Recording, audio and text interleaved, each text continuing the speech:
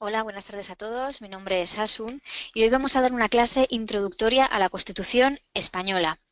Es una clase yo creo que muy interesante, sobre todo para aquellos que estáis empezando a estudiar ahora, que estáis empezando a preparar vuestra oposición y os enfrentáis por primera vez a esta norma. Vamos a dar una clase, como os digo, general de la Constitución, no vamos a ver la Constitución completa, tendremos tiempo y tendremos muchas más clases donde profundizar en partes concretas de la Constitución, pero para aquellos que estéis empezando a dar el estudio es una toma de contacto primera para no empezar en frío, digamos, el estudio de esta norma que a veces pues pensáis que es muy compleja, que va a ser muy difícil y luego según vais empezando a estudiar veis que bueno, que es una norma fundamental que tenemos que conocer, que nos la piden en la oposición y que es la base de mucha de la legislación que vais a estudiar más adelante, ¿vale? También interesante para aquellos que ya la habéis estudiado hace unas semanas, hace unos meses y que la queréis repasar y ver hasta qué punto os acordáis o no de aquello que habéis estudiado. ¿Qué es lo que vamos a ver? Pues vamos a ver qué es una constitución, vamos a repasar las fechas más destacadas en el proceso constitucional, vamos a conocer la estructura formal y material de la constitución.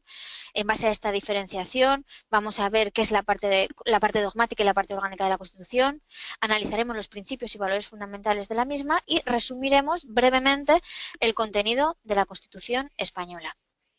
Bueno, para comenzar, como os decía, yo creo que es importante mm, saber qué es o cómo podemos definir la Constitución española.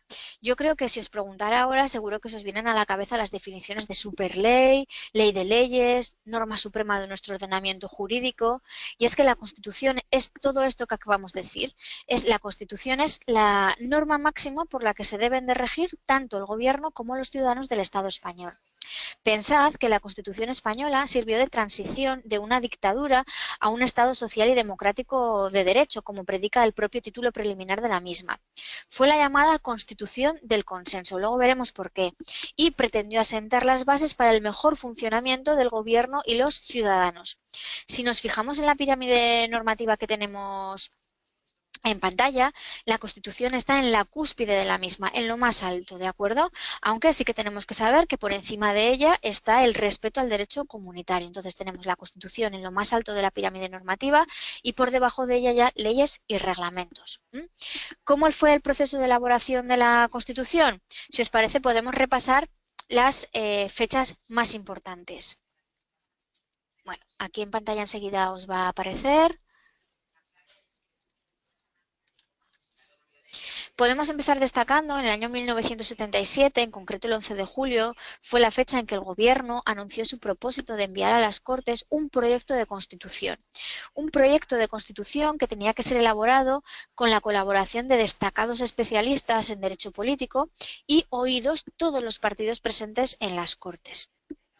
No llegó poco después de un mes y poquito después, el 22 de agosto del 77, se reunió por primera vez el grupo de diputados que formaban la ponencia constitucional. Esa ponencia constitucional de la Comisión de Asuntos Constitucionales y Libertades Públicas del Congreso, que era el grupo encargado de elaborar el anteproyecto de Constitución. El 5 de enero del 78, en el Boletín Oficial de las Cortes, se publicó ese anteproyecto de Constitución y se abrió un plazo de presentación de enmiendas de 20 días naturales que después se amplió, ¿de acuerdo? Y se llegaron a presentar un total de 3.000 enmiendas, bueno, más de 3.000 enmiendas. El 21 de julio del 78, el Pleno del Congreso aprobó la Constitución con 258 votos a favor, 14 abstenciones y 2 votos en contra. Fijaros que hay mucha diferencia, ¿eh? Fueron muchos votos a favor frente a las abstenciones y los votos en contra.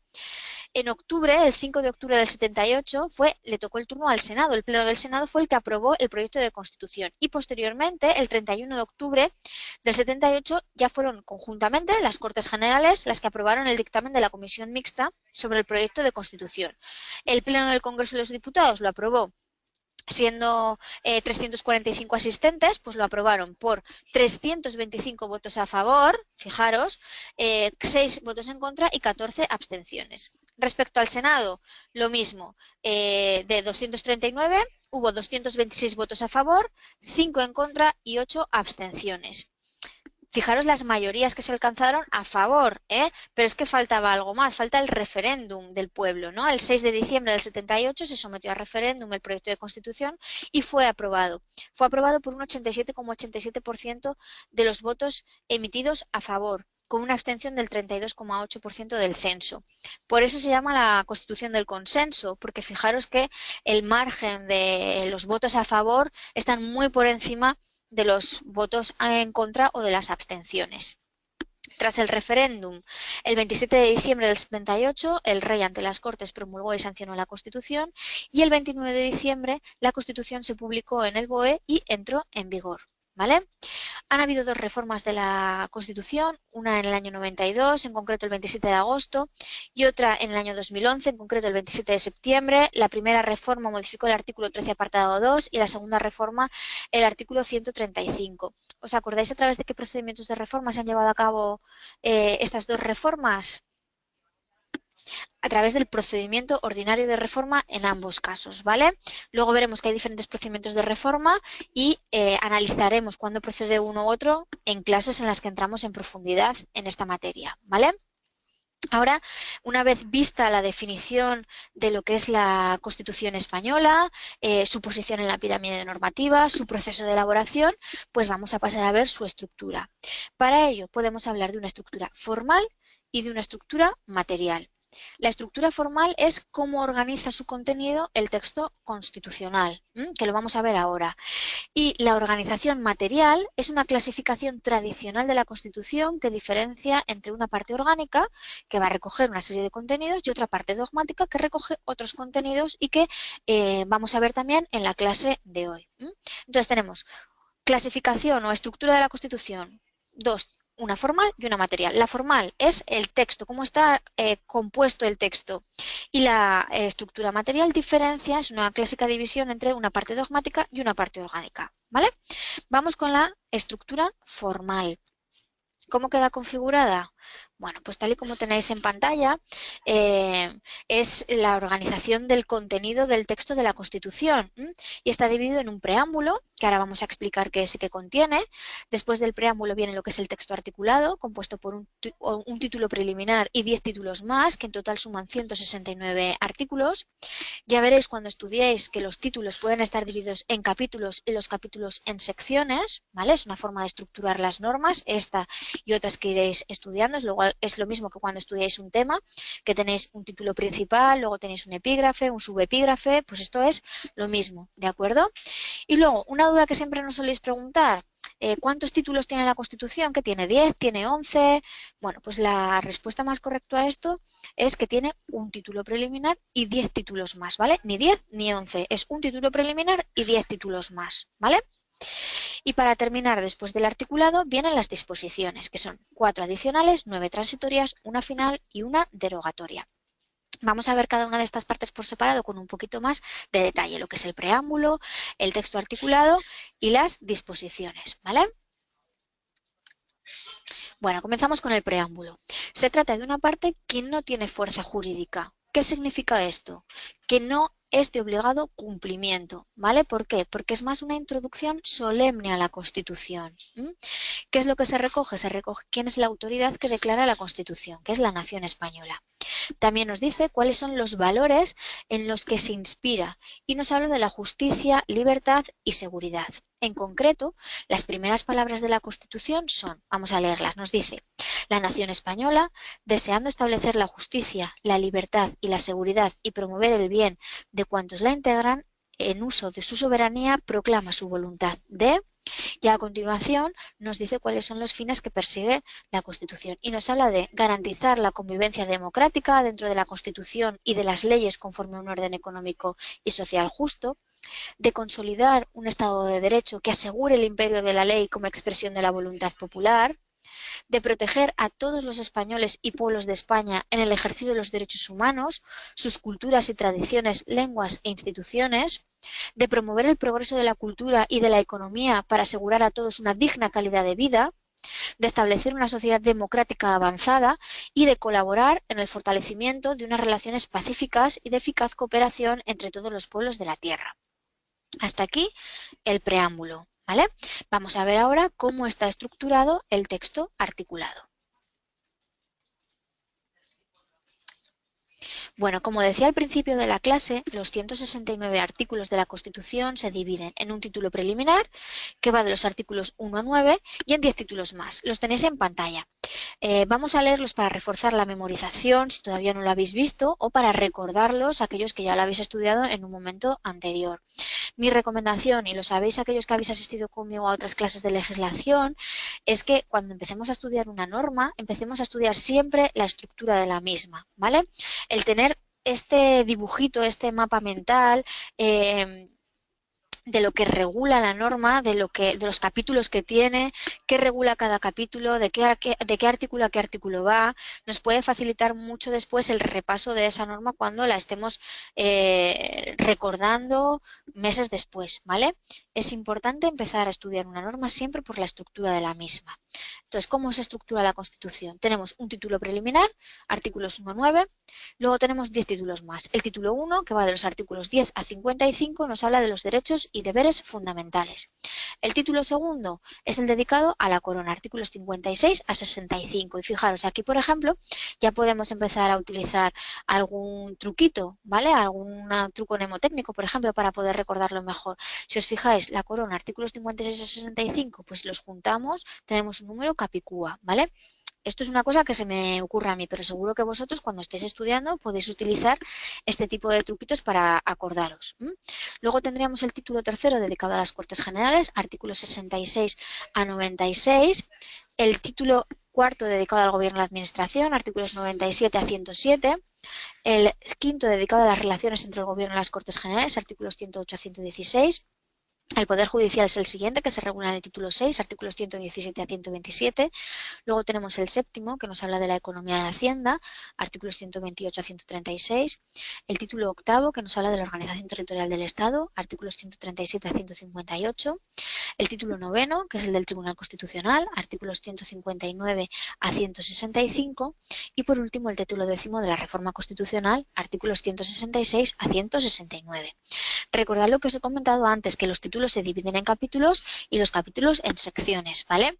No he querido entrar al detalle en esta presentación, lo podréis ver vosotros después según vayáis avanzando en el estudio y ya vuestro propio esquema que realicéis podéis ampliarlo y entrar al detalle hasta donde consideréis necesario, ¿vale? Bueno, después del texto articulado tenemos las disposiciones, ¿sí? Acordaros que hablábamos de 4 disposiciones adicionales, 9 transitorias, una derogatoria y una final. Las disposiciones adicionales son como añadidos a la Constitución, vamos a llamar. Son cuestiones que pormenorizan algunas cuestiones de las que sí que están reguladas en la Constitución. Es decir, algunas cuestiones que sí que tienen su regulación propia en el texto articulado se han querido detallar o pormenorizar un poquito más en estas disposiciones adicionales, pero no se le ha querido dar tanta importancia como para tenerlas en el propio texto articulado, ¿vale? ¿De qué nos hablan en concreto? Pues del amparo y respeto de los derechos históricos de los territorios forales, de la modificación del régimen económico y fiscal del archipiélago canario y de la distribución de las audiencias territoriales. Por otro lado, tenemos 9 disposiciones transitorias. ¿Por qué son transitorias? Pues son transitorias porque se pensaron para un momento o una situación determinados, ¿vale? Es algo transitorio porque es algo que iba a ocurrir, iba a tener vigencia en un momento puntual, pero después iba a dejar de tener valor. Nos hablaba, por ejemplo, para que os hagáis una idea, que yo creo que es la mejor explicación es ver en qué consisten estas disposiciones transitorias. Nos habla de la autorización a los órganos preautonómicos para elaborar sus estatutos de autonomía.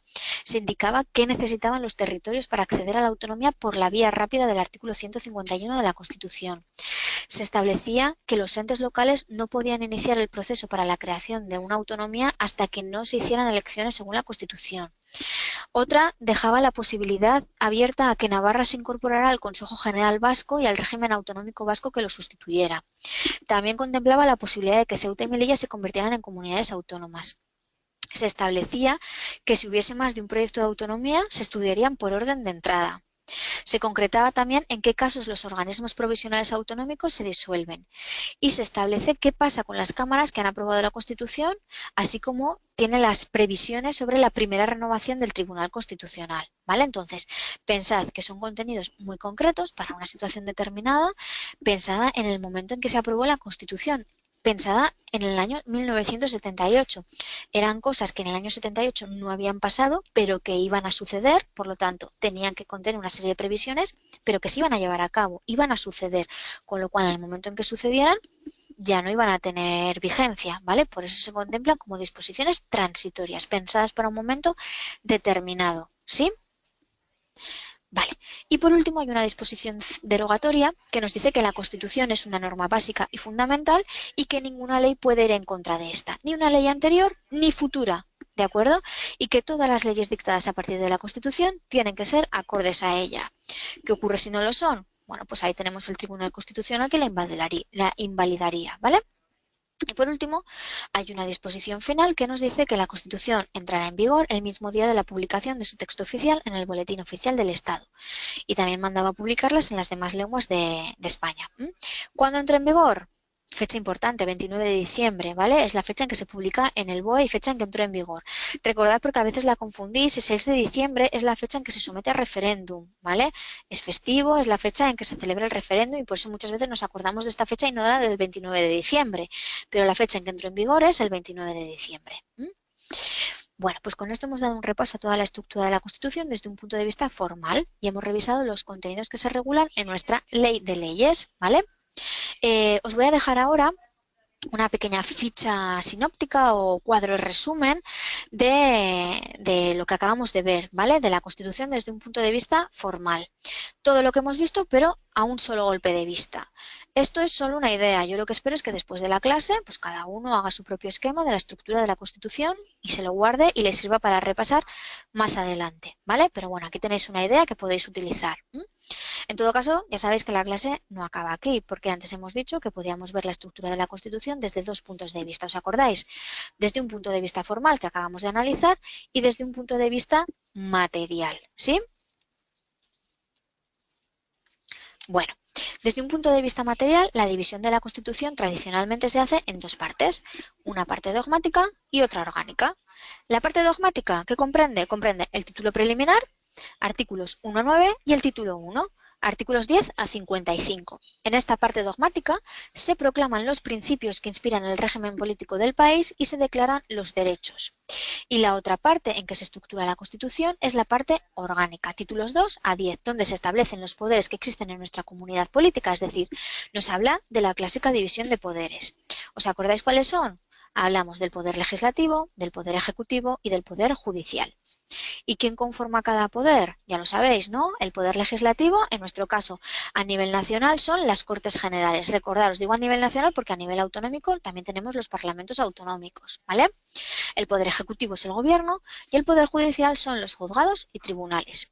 Si nos fijamos en la estructura material de la Constitución, si queréis podemos pasar a la presentación anterior, aquí donde tenemos esta ficha, ¿vale? Vemos como efectivamente, además está el título tercero que habla de las Cortes Generales, que es el poder legislativo, tenemos el título cuarto que habla del gobierno y la administración, ya hemos dicho que el gobierno es el poder ejecutivo, y tenemos el título 6 que habla del poder judicial, que es el tercer poder.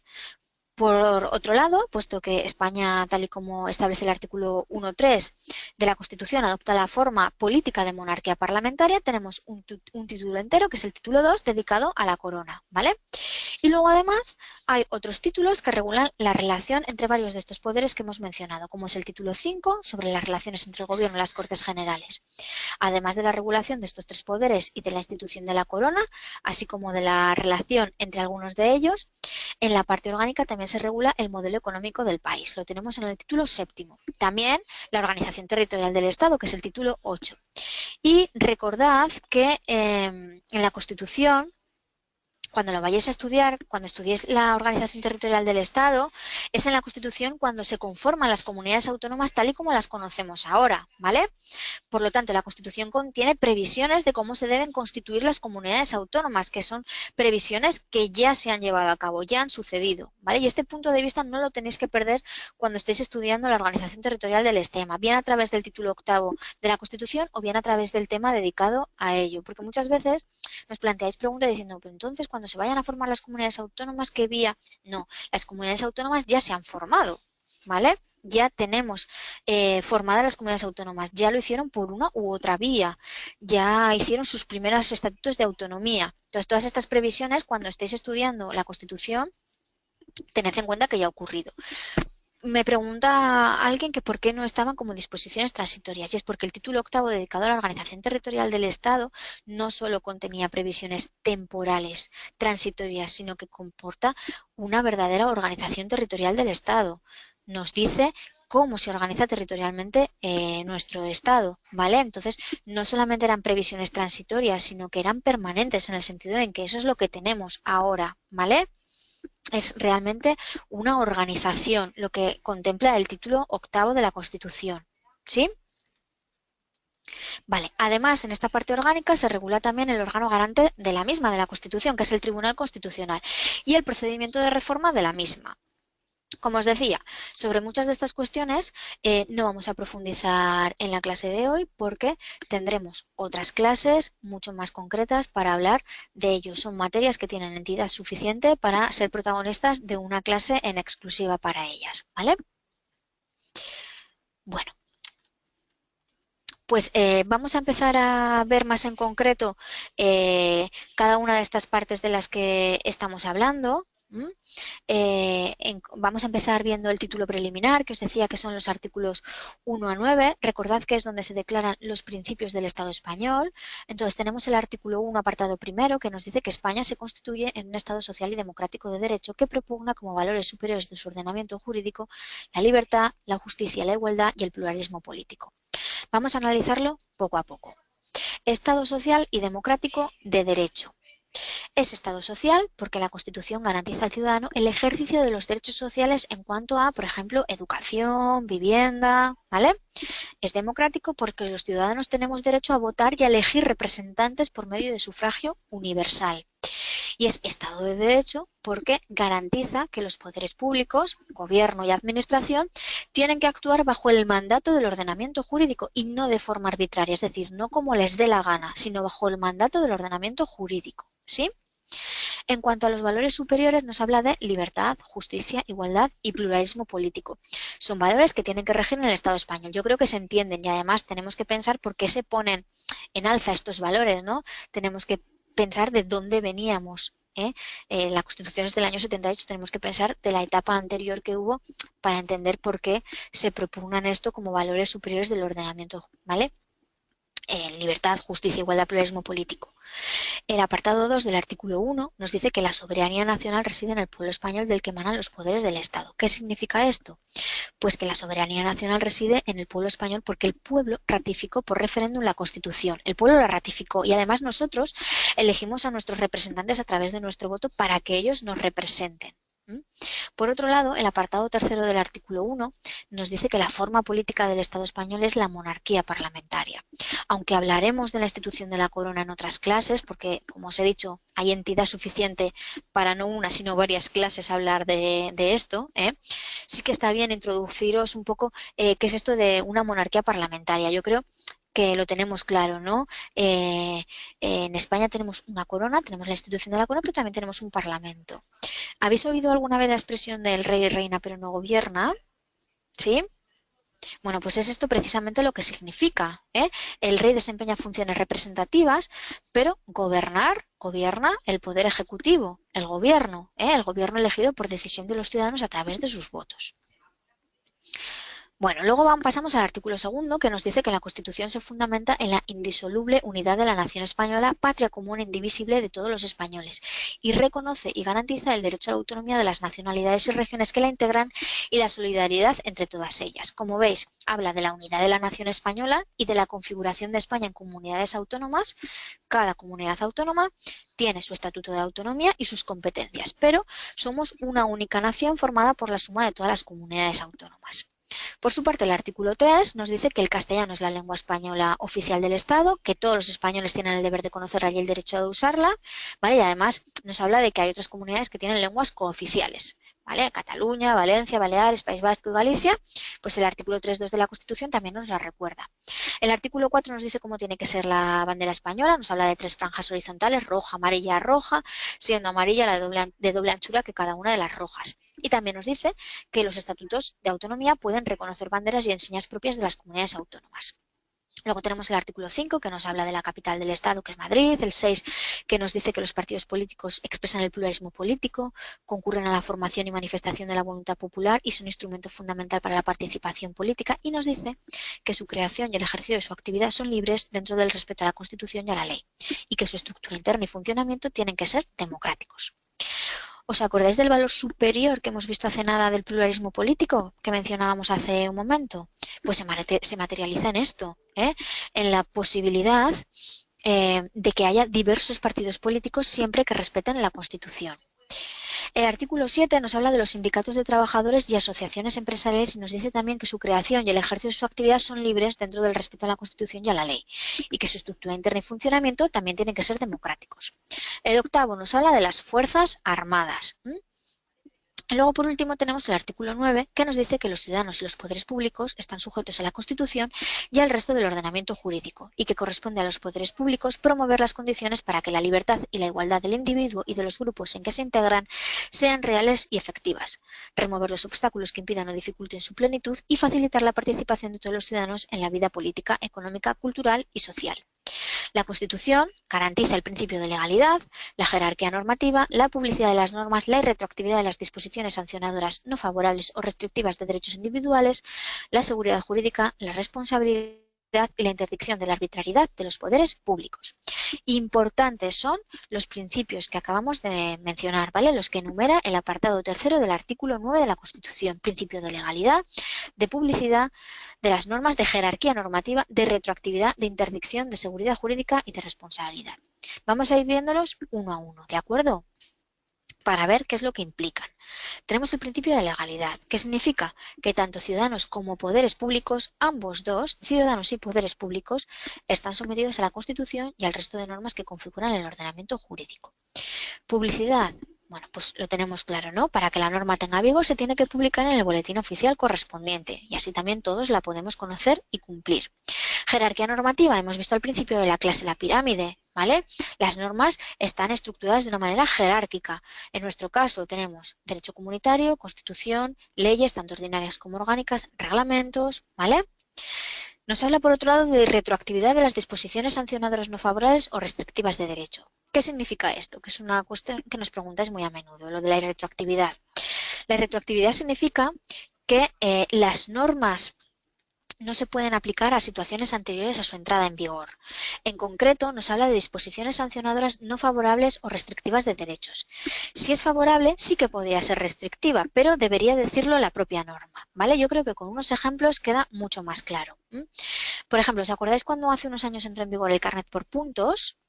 Bueno, a partir de ese momento, alguien que cometiera una infracción de tráfico, además de la correspondiente sanción económica, la multa de toda la vida, podía perder puntos en el carnet hasta el punto de llegar a quedarse sin él, ¿sí?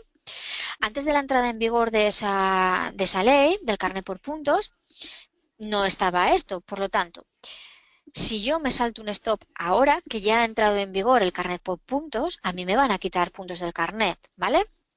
Pero si yo me salte un stop hace 10 años, antes de que entrara en vigor el carnet por puntos, a mí ahora no me pueden quitar puntos por eso, porque cuando yo me salte el stop todavía no ha entrado en vigor esta ley, ¿vale? Y como es una ley sancionadora no favorable, en este caso es restrictiva de derechos, ¿vale?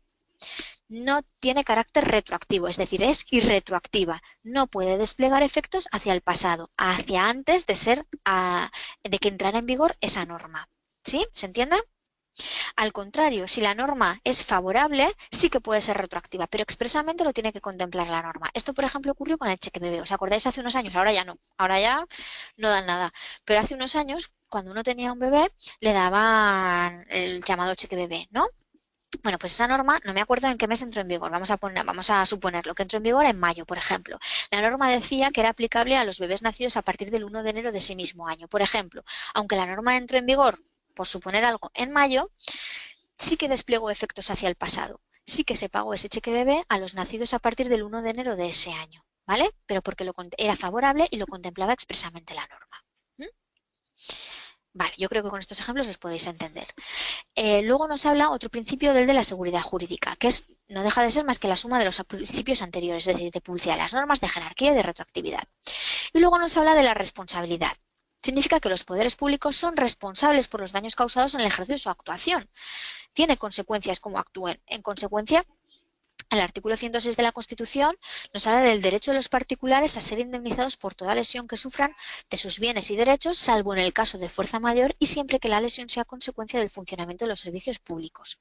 Esta responsabilidad se extiende también a la Administración de Justicia, de modo que el artículo 121 de la Constitución nos dice que los daños causados por error judicial, así como los que sean consecuencia del funcionamiento anormal de la Administración de Justicia, darán derecho a una indemnización a cargo del Estado conforme a la ley. Hay una excepción respecto a esto, respecto al principio de responsabilidad, que se refiere al jefe del Estado, al rey, porque, de acuerdo con lo establecido en el artículo 56, apartado 3 de la Constitución, la persona del rey es inviolable y no está sujeta a responsabilidad. ¿Quién responde de los actos del rey? Lo vamos a ver en otras clases, ya os digo, dedicadas a la institución de la corona y en concreto a las funciones y responsabilidades del rey. Pero os adelanto que hay una persona que se llama el refrendante, que es el que refrenda los actos del rey y es el que va a responder por los actos del rey. Pero el rey carece de responsabilidad, ¿sí? Bueno, y por último, hablamos de la intersección de los poderes públicos. Está relacionado con el principio de legalidad, porque esto significa que los poderes públicos tienen que actuar de forma racional, acorde a las leyes, sin abusar de su autoridad ni cometer arbitrariedades. ¿De acuerdo? Venga, pues vamos ahora con la segunda parte de esta parte dogmática, que es el título 1, que decíamos que es donde se proclaman los derechos. Fijaos, el título 1 se llama de los derechos y deberes fundamentales, artículos 10 a 55, y se estructura de la siguiente forma. Comienza el título 1 con el artículo 10, que nos dice cuáles son los fundamentos del orden político y de la paz social. En concreto, nos dice que la dignidad de la persona, los derechos inviolables que le son inherentes, el libre desarrollo de la personalidad, el respeto a la ley y a los derechos de los demás son fundamento del orden político y de la paz social. Y añade que las normas relativas a los derechos fundamentales y a las libertades que la Constitución reconoce se interpretarán de conformidad con la Declaración.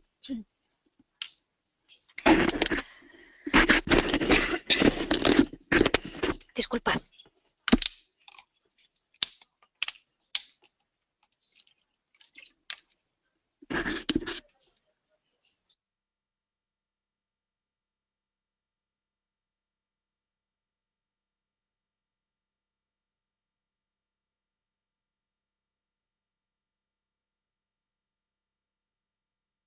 Disculpad que he bebido un poquito de agua.